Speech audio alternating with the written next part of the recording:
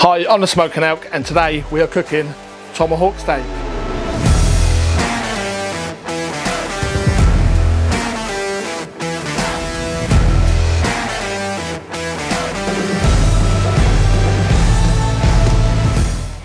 So as you know, I like to get across the importance of cooking to temperature, not to time, and never is that more important than when you're cooking up a big, fat, juicy steak. Now, I'm going to use my Thermapen for this steak. I like to cook my steaks to a nice medium rare, so around about 55 degrees Celsius. Literally, you put the probe in and within a couple of seconds, you've got your exact temperature of your meat to ensure that you're not going to undercook it if you're maybe cooking chicken, but when you're cooking steak, to ensure that you don't overcook it, because nobody likes an overcooked steak. Now with steak, everybody has their own preferred method. There are various methods. You've got the reverse sear method, where you cook the steak, bring it up to temperature nice and slowly, then finish it off over a screaming hot fire or griddle. You've got the sear first and then cook after method, where you get a lovely sear, lovely crust on that steak, and then you move it over to a cooler side, an indirect side to finish off cooking. I'm going to show you a different method to both of those, where we're just going to take the steak and we're going to cook it over a screaming hot fire, and we're just going to keep flipping it. Every 30 seconds we're just going to flip, flip, flip, and we're going to be building that crust. So 30 seconds, you build a bit of crust, you flip it. 30 seconds, build a bit of crust, flip it. And we constantly do that all the way through. And because you keep flipping it, we're not going to overcook the steak on the outside and leave it raw in the middle. That's why you just keep flipping it every 30 seconds. And like I said, I'm going to take this one to about 55 degrees. I'm probably going to take it off at about 50 degrees because I'm cooking this at a really high temperature. You get carryover cooking. So if we take this off about 49, 50 degrees and rest it, it's still going to go up around about 5, 6, maybe 7 degrees while it's resting. So be careful of that when you're cooking it over very high temperatures.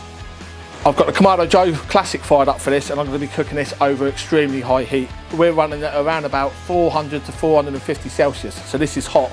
So I'm going to take you over there, introduce this to some fire, keep flipping it, and once it's done, I'm going to rest it for about 15 minutes, and while it's resting, we're going to knock up a delicious chimichurri to go all over that steak, because steak absolutely loves chimichurri. So let's crack on.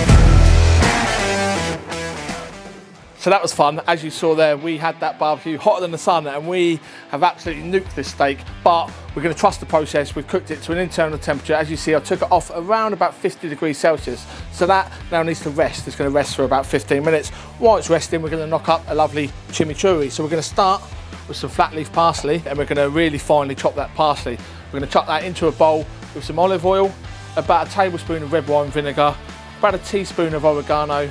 We've got garlic cloves that we're going to finely chop and dice, and we're going to stick a red chilli in there that we're going to finely chop and dice. We want some salt in there, touch of pepper, and then we're just going to put just enough olive oil in there to give it a nice kind of consistency that you can just drizzle over that steak. That's the chimichurri done. The steak has been resting for 15 minutes. Now's the moment of truth. We want to cut in and see how we've done. Remember, I've taken this off at about 50 degrees Celsius. I've checked the temperature and it's risen to around about 54, 55, which is exactly where we want it. So we're just going to set that to one side and slice in and see exactly how we've done.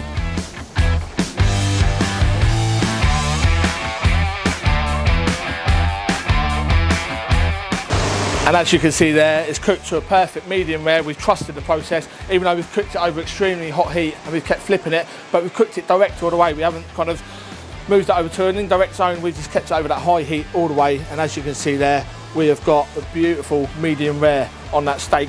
So we're just going to drizzle over our chimichurri that we've just knocked up over that steak, like so. I'm salivating. This looks absolutely amazing. I'm the Smoking Elk. Thanks for watching, and I'll see you again soon.